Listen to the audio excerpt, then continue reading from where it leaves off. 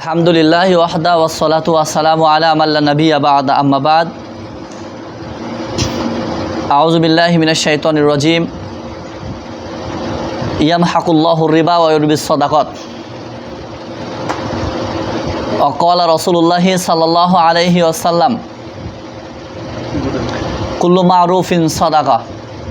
সমস্ত প্রশংসা, সমস্ত তারিফ, সমস্ত গুণগান সেই মহান রব্বুল আলামিনের জন্য যে আল্লাহ সুবহানাহু ওয়া তাআলা আবার দীর্ঘ এক সপ্তাহ পরে আমাদের ইসলামী হালাকা, ইসলামিক দার্স, সাপ্তাহিক দার্সে বসার সুযোগ করে দিয়েছেন। সে আল্লাহ সুবহানাহু ওয়া তাআলার দরবারে আমরা অন্তরের অন্তরস্থল থেকে শুকরিয়া জ্ঞাপন করি, সকলে বলি আলহামদুলিল্লাহ। তারপরে দরুদ পাঠ করি শেষ নবীর প্রতি, সকলে বলি আল্লাহুম্মা সাল্লি আলাইহি আল্লাহুম্মা বারিক আলাইহি। সম্মানিত উপস্থিতি, আজকে সোমবার। আপনারা বিভিন্ন কাজকর্ম ফেলে দিয়ে এখানে আসতে পেরে খুশি না বেজার? যদি খুশি হন, আল্লাহর কাছে অবশ্যই আশাবাদী। মুহাম্মদ সাল্লাল্লাহু আলাইহি ওয়াসাল্লামের শেষ উম্মত হওয়ার প্রেক্ষিতে বলছি, আমরা খাঁটি মুসলিম, আমাদের আকীদা ফ্রেশ। আমরা আশাবাদী যে আল্লাহ পাক রব্বুল আলামিন আমাদের এখানে শুধু অ্যাটেন্ড হওয়া বা আমরা নিয়ত করেছি যখন আসব, এতে আমাদের আমলনামায় নেকি দিয়ে দিয়েছেন। এবার আজকে সোমবার, আমরা এমন একটি সময়ে অবস্থান করছি যে আমাদের সবারই তাড়া বা ব্যস্ততা থাকবেই। সামনে শনিবারের দিনেই যেহেতু ঈদুল আজহা, সো আমাদের ব্যস্ত অনেক বেশি। এর ভিতরেও যে আপনারা সময় দিয়েছেন, এর জন্য আলহামদুলিল্লাহ, আল্লাহর কাছে আবার শুকরিয়া আদায় করছি। শেষ নবীর প্রতি দরুদ পাঠ করে সকলে বলি সাল্লাল্লাহু আলাইহি ওয়াসাল্লাম।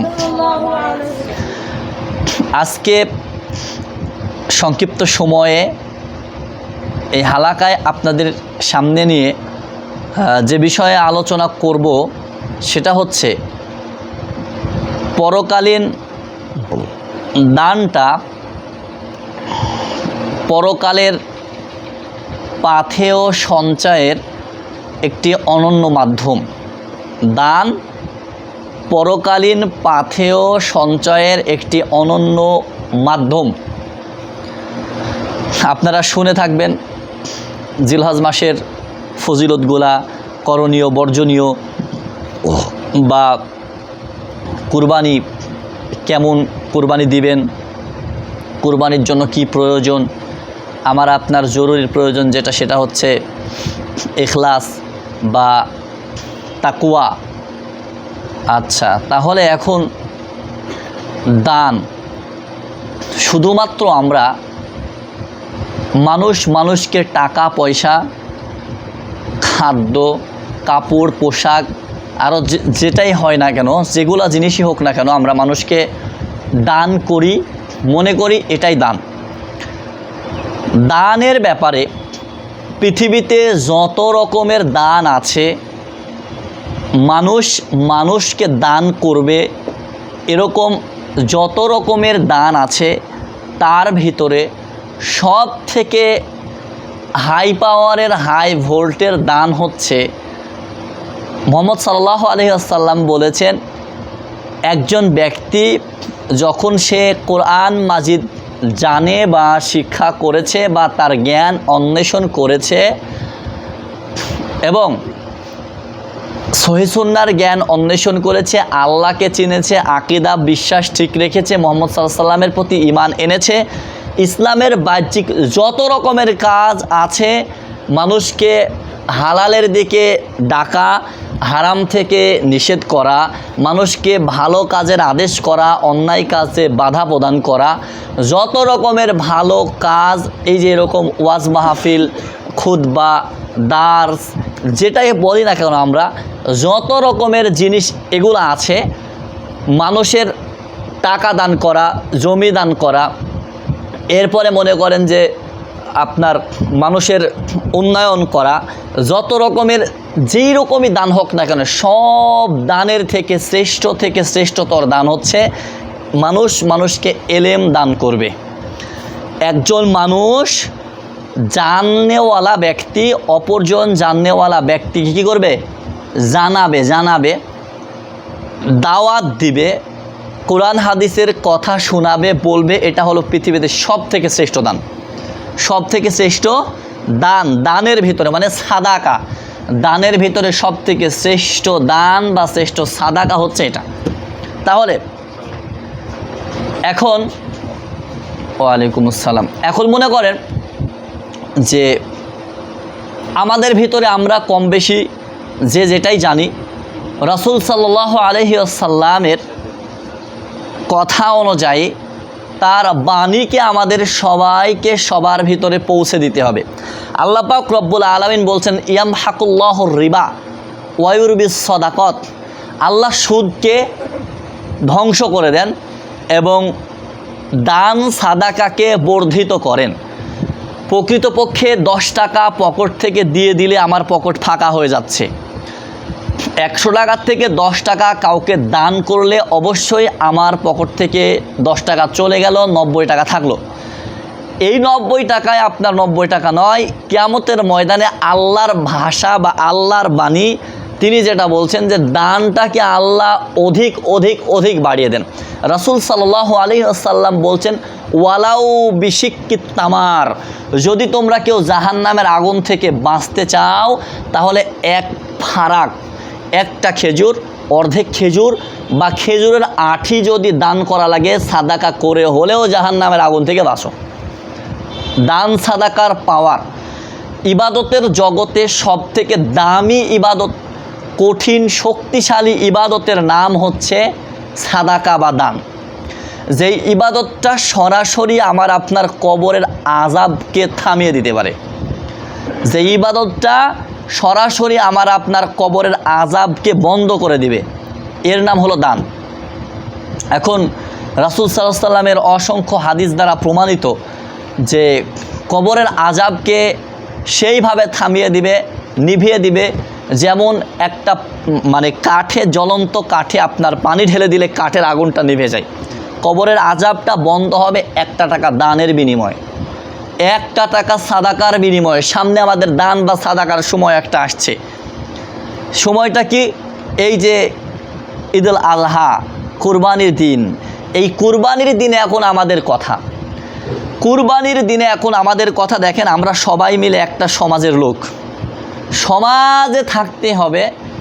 এ ব্যাপারে তো আল্লাহ নবী সাল্লাল্লাহু আলাইহি ওয়াসাল্লাম কিছু বলছে যে সমাজ করো? সমাজ, সমাজ শব্দটা উচ্চারণ করছে কোনো দিন না। একসাথে থাকো বা কয়েকজন মিলে করো, বা তুমি নিজে, এটা বলছে তুমি নিজে কুরবানি করো, নিজে খাও, অপরকে খাওয়াও, এটাই স্পষ্ট। কিন্তু 7 জন 10 জন মিলে সমাজের ব্যাপারে নাই। আচ্ছা, এরপরে যেই জিনিসটা সাদাকা আমি আপনি করলাম, করার পরে সাদাকা আমি আর আপনি আবার খাচ্ছি। আল্লাহর নবী সাল্লাল্লাহু আলাইহি ওয়াসাল্লাম তার নাতি হুসাইনকে কি বলছিলেন যে একটা খেজুর যখন হুসাইন তুলে মুখে দিলেন, তখন আল্লাহ নবী বলতেন, খা খা, ফেলে দাও, ফেলে দাও, ফেলে দাও। এই সাদাকাটা কাদের জন্য নয়? আমাদের জন্য সাদাকা, আমাদের জন্য দান বা সাদাকা নয়। আজকে কুরবানির গোশত আমরা 3 ভাগ করি, এটা আমাদের গ্রামেও চালু আছে। আমি এতদিন বুঝিনি, এখানে এসে এবারই ভালো বুঝলাম বিষয়টা। এতদিন কোনোদিনও বুঝিনি। এটাই আমাদের দেশে, আমাদের ওখানে হয়, আমাদের গ্রামে এটা হয়।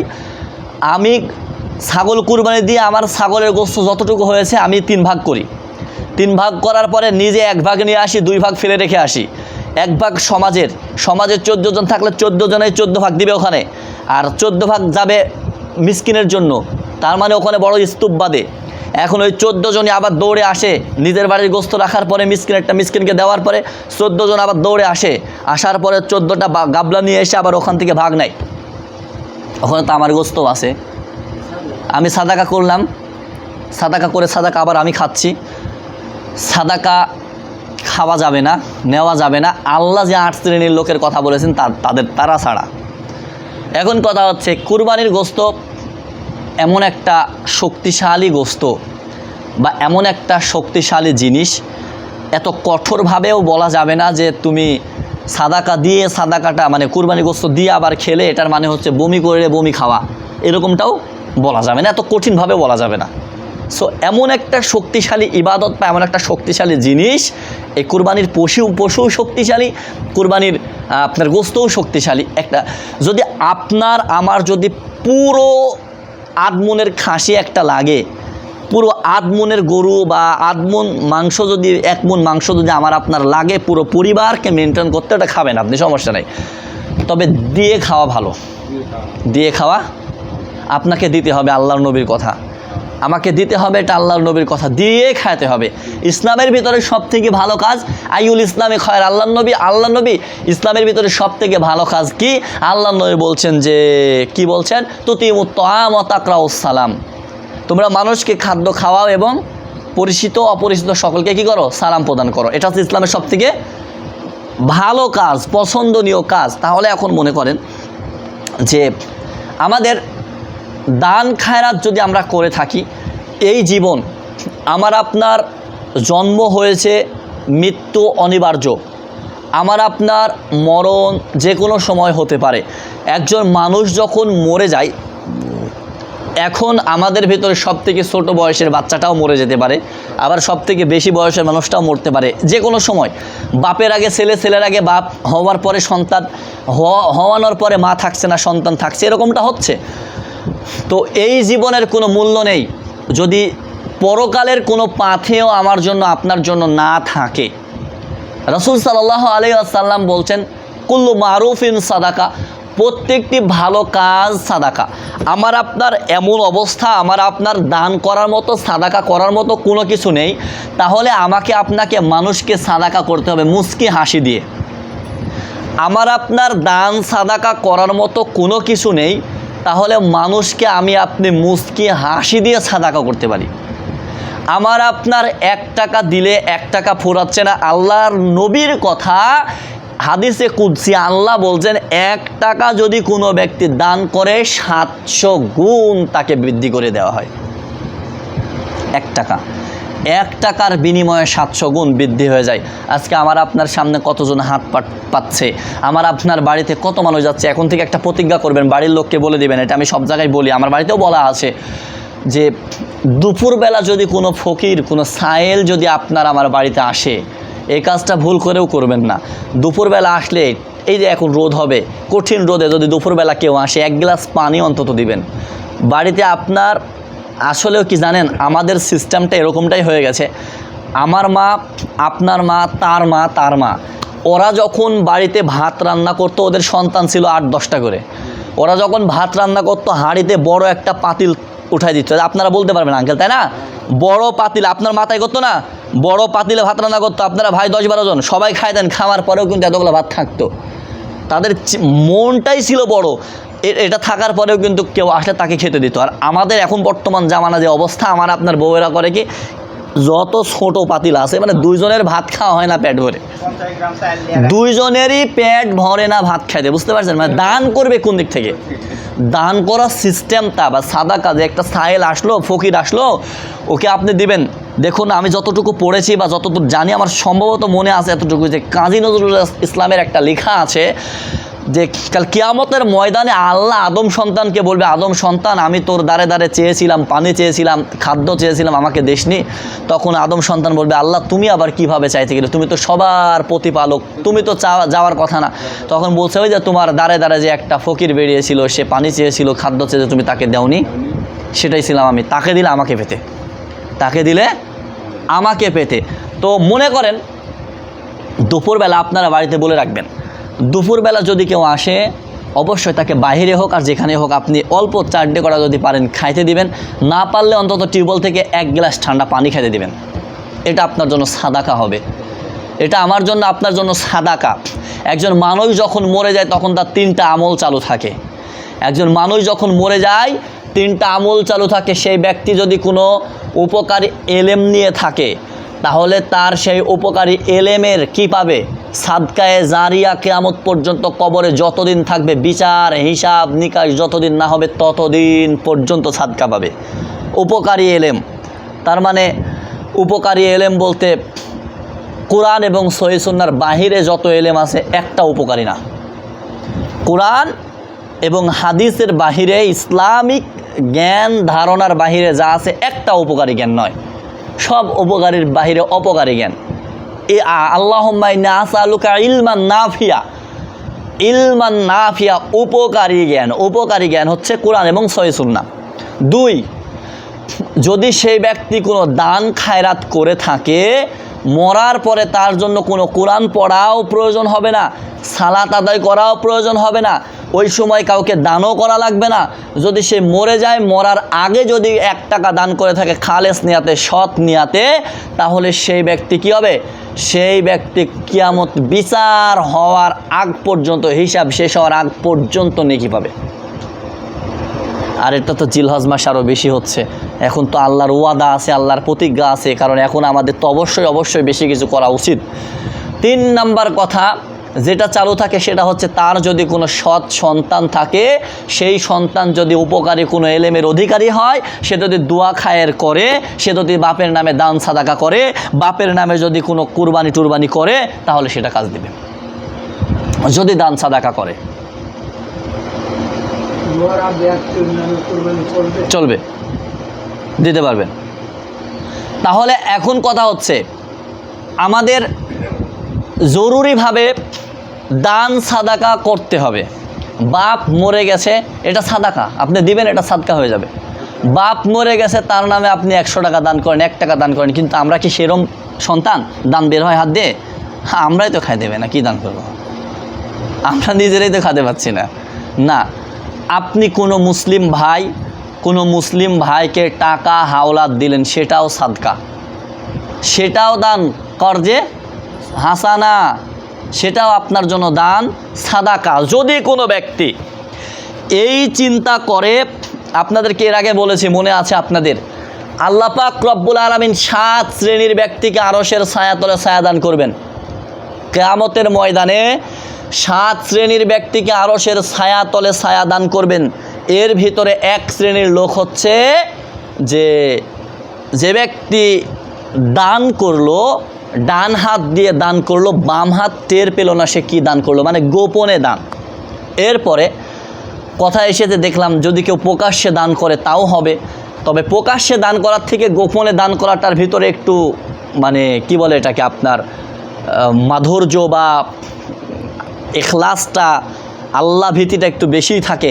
প্রকাশ্যে দান করে নাম কামাই করে, নাম কিনে, যে অমকের বেটা অমক এত টাকা দান করেছে, এত টাকা দান করেছে, এত টাকা দান করেছে। আল্লাহ পাক রব্বুল আলামিন বলছেন, যারা সুখ্যাতি অর্জনের জন্য দান খায়রাত করে, কিয়ামতের ময়দানে তাদের কোনো ফায়দা হবে না, কোনো লাভ হবে না, কোনো কাজ হবে না। রাসূল সাল্লাল্লাহু আলাইহি ওয়াসাল্লামের কথা। কিয়ামতের ময়দানে দানকারী ব্যক্তি যে মানুষকে কিছু দান করেছে, সেই ব্যক্তি দানের আকাশ হবে, দানের ছায়া হবে, দানের ছায়ার তলে যতক্ষণ হিসাব নিকাশ শেষ না হবে ততক্ষণ সে ওখানে থাকবে। আজকে দান আপনি কোরআন এবং হাদিস জেনে বেছে সুন্দরভাবে, সঠিকভাবে যাচাই বাছাই করে মানুষকে বলতে যাচ্ছেন, বলতে গেলে হচ্ছেন আপনি সালাফি, আপনি আহলুল হাদিস।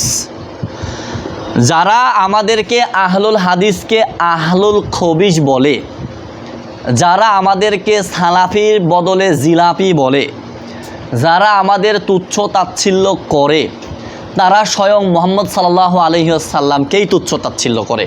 আহলুল হাদিস মুহাম্মদ সাল্লাল্লাহু আলাইহি ওয়াসাল্লাম। আজকে তারা মাযহাব মানতে গিয়ে দলিল কালাম সব কিছু ছেড়ে দিয়ে, সব কিছু বাদ দিয়ে মারামারি ফাটাফাটি করে সব কিছুর ভিতরে ভেজাল ঢুকিয়েছে। অথচ মাযহাব তো আমরাও মানি। মাযহাব আমাদের কার মাযহাব? মুহাম্মদ সাল্লাল্লাহু আলাইহি ওয়াসাল্লামের মাযহাব। আমরা শুধু মানি মুহাম্মদ সাল্লাল্লাহু আলাইহি ওয়াসাল্লামের মাযহাব। ওরা জানেই না, ওদের এলেমই নাই, ওদের জ্ঞানই নাই, ওদের আমলই নাই, ওদের চিন্তাই নাই যে আহলুল হাদিস কাকে বলে। আহলুল হাদিস তারাই যারা পৃথিবীর সমস্ত মানুষ যদি একদিক হয় এবং কোরআন এবং সহিহ সুন্নাহ যদি আরেক দিকে হয়, পৃথিবীর সমস্ত মানুষের মত এবং পথকে উপেক্ষা করে বাদ দিয়ে কোরআন এবং হাদিসকে মেনে নেবে, তারা হলো আহলুল হাদিস। ওরা বুঝেই না কারা আহলে হাদিস, ওরা বুঝেই না কারা সালাফি। আহলুল হাদিস, আব্দুর রাজ্জাক উস্তাদের কণ্ঠে বলতে যাচ্ছি, আহলুল হাদিস তারাই যারা 10 বার ফাঁসির দড়িতে ঝুলতে রাজি আছে, কিন্তু একটাও নবীর নামে বা ইসলামের ব্যাপারে কোনো জালিয়াতি কোনো কিছু মানতে রাজি নাই, কোনো জয়ীফ হাদিস মানতে রাজি নাই। এরা হচ্ছে আহলুল হাদিস। কোনোদিন মিথ্যা কথা বলবে না, কোনোদিন মিথ্যা কথা বলবো না। 100 বার ফাঁসির দড়িতে ঝুলবো, একেবারে সঠিক যেটা, সহি যেটা, আল্লাহর নবী যেই সুন্নাতটা বলে গেছেন, সুন্নাত বিলুপ্ত হয়ে গেছে, ওই সুন্নাতকে চালু করবে যারা, তারা হচ্ছে আহলুল হাদিস। কিন্তু এদেরকে দেখলে তো আজকে মনে করেন যে গায়ে উস্কানিমূলক কিছু চলে আসে, বা জ্বলা বা গা পুড়ে যায়, হিংসা হয়, খারাপ হয়। এখন কথা হচ্ছে ওইদিকে না যাই, আপনার ভিতর থেকে আপনি সহিটুক, সঠিকটুক, ভালোটুক আপনি মানুষকে দিবেন, এটা হচ্ছে আপনার জন্য সবথেকে বড় সাদাকা। আজকে আপনাকে আমার বোঝানোর বিষয় যেটা, সেটা হচ্ছে দান আপনি অনেক দিক থেকে করতে পারেন। টাকা পয়সা, জমি জামা, ধন দৌলত যত আছে আপনি সব দান করতে পারেন, কিন্তু আপনার সঠিক দান এবং সবথেকে শক্তিশালী মজবুত দান হচ্ছে আপনার ভিতরে যে এলেম আছে, আপনি এলেমটা মানুষকে দিবেন। এটা হচ্ছে আপনার জরুরি দান। এখন কথা হচ্ছে আপনি যতটুকু পড়েছেন, যতটুকু জেনেছেন, সঠিকভাবে যাচাই বাছাই করে বলবেন। সামনে আমাদের এখানে চলে আসছে, হ্যাঁ, কিছু মিস্টেক আমাদের হতে পারে। রাসূল সাল্লাল্লাহু আলাইহি ওয়াসাল্লাম বলছেন যে কি হাদিসটা আপনার, কুল্লু বানি আদম খত্তা ওয়া খৈরুল খত্তাইনা তাওয়াবুন, প্রত্যেকটি আদম সন্তানই ভুলকারী এবং তাদের মধ্যে সবথেকে উত্তম ভুলকারী সেই যে ভুল করার পরে ক্ষমা চাই, তওবা ভিক্ষা চাই, আল্লাহকে বলে আল্লাহ আমি ভুল করে ফেলেছি। এটা মিস্টেক হতে পারে, আমাদের ল্যাঙ্গুয়েজ মিস্টেক হতে পারে, আমাদের কথার ভিতরে কিছু কমতি থাকতে পারে, আমি মানুষ, আমার ভুল হতে পারে, হওয়াটাই স্বাভাবিক। কিন্তু এই ভুলকে নিয়ে যে আবার মানে আহামরি কিছু করে বসতে হবে না, এমনটা নয়। আমার ভুল হয়েছে, আমি শুধরে নিলাম, শেষ। আমি এই যে শুধরে নেওয়ার জন্য আমার আপনার নেকি আছে। ভুল হয়েছে, আমি আমার লাইফে সারা জীবন একেবারে ভুল পথে ইবাদত করেছি, ভুল পথে আমল করেছি, ভুল পথে সব কিছু করেছি। যখন আমি বুঝতে পারলাম যে আমার ভুল হয়ে গেছে, তখন আমি যখনই ফিরে আসবো সঠিক পথে, আমার সমস্ত ভুলকে নেকি দ্বারা পরিপূর্ণ করে দেবেন আল্লাহ। সমস্ত ভুল আমার নেকি দ্বারা পরিপূর্ণ হয়ে যাবে। তাহলে আমাদের এখন মনে করেন জরুরি কর্তব্য যে আমরা এতদিন এই যে কুরবানির গোস্তটা ভাগাভাগি করেছি, আজকে এমন একটা সময় চলে এসেছে, আজকে মনে করেন টাকা দিয়ে ফেতরা ছেড়ে দিয়ে আমি যখনই চাউল দিয়ে খাদ্যদ্রব্য দিয়ে ফেতরা দিলাম, তখন আমাকে এই সমাজ থেকে আপনারা বের করে দিলেন, এই সমাজ থেকে আমাকে বের করে দিলেন। এখন সমাজ থেকে বের করেছেন মানে একটা ফেতনা থেকে বেরিয়ে আসতে পারে, আলহামদুলিল্লাহ। আমি এখন একা কুরবানি করব, একাই কুরবানি করব, একাই জবাই করব, একাই সব কিছু করবো, পরিবারকে নিয়ে খাবো, মানুষকে খাওয়াবো। ওই যেই মানুষ বলে যে আমাদের একটা কি বলে ওটাকে ডিসিপ্লিন আছে সমাজের, বা একটা নিয়ম আছে, নীতি আছে, যার কারণে আমরা গোস্তটা ভাগ করে একটু সবার মধ্যে দিয়ে খাই, যেন সবাই সবারটা খেতে পারি। কিন্তু তোমার ভালোটা তো ইসলাম ভালো বুঝছে না, ইসলামের ভালোটাই তোমাকে ভালো বুঝতে হবে। তো সামনে কুরবানি খুব নেকির একটা কাজ, খুব নেকির একটা কাজ, তাকুয়া এবং ধৈর্যের একটা জিনিস, তাকুয়া এবং ধৈর্যের একটা বিষয় সামনে কুরবানি। আপনাদেরকে অবশ্যই কুরবানি আল্লাহর রাস্তায় আল্লাহর খুশির জন্যই করতে হবে এবং মানুষকে দিয়ে খেতে হবে, দান করতে হবে। আপনি অল্প অল্প করে দিয়ে হলেও বেশি মানুষকে দান করেন। আপনার চিন্তা থাকতে হবে আমি বেশি মানুষকে দিই, যেন আমার নেকিটা আরও বেশি হয়। এটা আপনার চলতে থাকবে কাল কিয়ামতের ময়দানে, যতক্ষণ বিচার না হবে, জান্নাত জাহান্নাম মানুষের না হবে, ততক্ষণ পর্যন্ত চলতে থাকবে। তাহলে আমাদের দান, আল্লাহর নবী সাল্লাল্লাহু আলাইহি ওয়াসাল্লাম দান করতেন রমজান মাসে ঝড়ের গতির থেকেও বেশি গতিতে। ঝড় যত গতিতে হয়, মুহাম্মদ সাল্লাল্লাহু আলাইহি ওয়াসাল্লাম দান করতেন তার আগে আরও বেশিতে, আরও দ্রুত দান করতেন। দেখুন মুহাম্মদ সাল্লাল্লাহু আলাইহি ওয়াসাল্লামের লাইফ স্টাইলটা একেবারে গোছানো, সাজানো গোছানো লাইফটা ছিল না। আমাদের লাইফটা এলোমেলো, আমাদের লাইফের কোনো কুল কিনারা নাই, আমরা খুঁজেই পাই না কোন দিক থেকে শুরু হয় আর কোন দিক থেকে শেষ হয়, ধুইলে অন্ধকার, আমরা কিছুই বুঝি না। মুহাম্মদ সাল্লাল্লাহু আলাইহি ওয়াসাল্লাম সপ্তাহে 2 দিন সিয়াম পালন করতেন। এই সপ্তাহে 2 দিন সিয়াম কেন পালন করতেন? সপ্তাহে 2 দিন আল্লাহর কাছে বান্দার রিপোর্টটা কী করা হতো, পেশ করা হয়।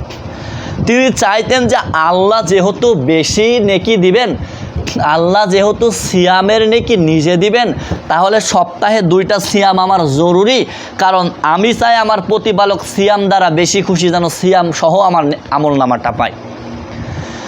যদি কোনো ব্যক্তি দান করে, তাহলে আসমান থেকে প্রতিদিন সকালে 2 জন ফেরেশতা নাজিল হয়।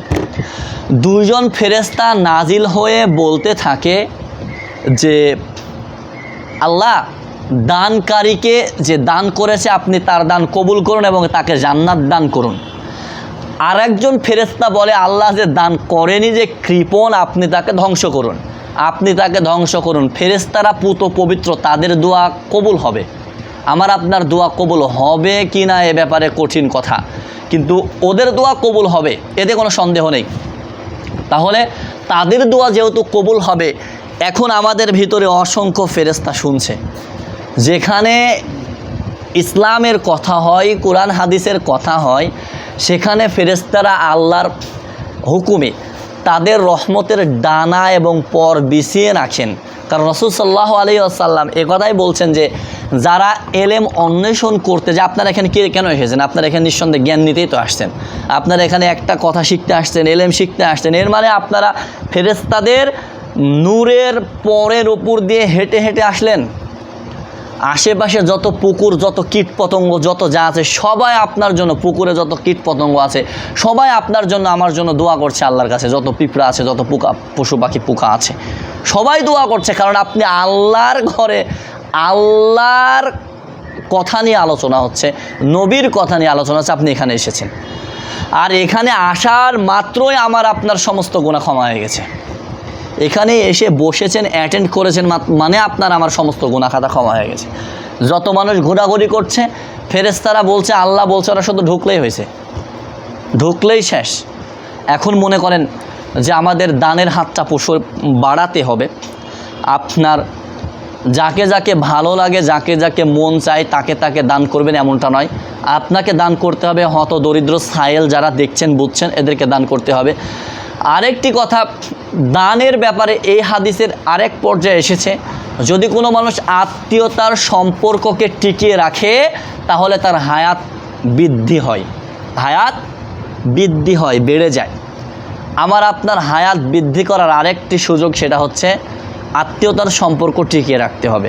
মানে আত্মীয়তার সম্পর্ক টিকিয়ে রাখে তাদের সাথে দেখা সাক্ষাৎ করা, কথাবার্তা, যাওয়া আসা, তাদেরকে কিছু দেওয়া নেওয়া, এই সব কিছুর মধ্যে যেভাবে হোক আল্লাহ আমাদের সবাইকে দান করে উত্তম জাযাটা বেছে নেওয়ার তৌফিক দান করুন। কারণ কাল কিয়ামতের ময়দানে মরার পরে অনন্তকালটা আমার আপনার ওখানে আর নাই। অনন্তকালটাই ওখানে না কোনো বন্ধু থাকবে, না কোনো পরিবার থাকবে, না কোনো স্বজন থাকবে, না কোনো আত্মীয় থাকবে, না কেউ কোনো কিছু থাকবে। শুধুমাত্র আমার আপনার আমলটা যাবে। এই আমলটা যদি সঠিকভাবে বেছে বেছে সঠিকভাবে করতে পারি, তাহলে আমার আপনার অবশ্যই জান্নাত হবে।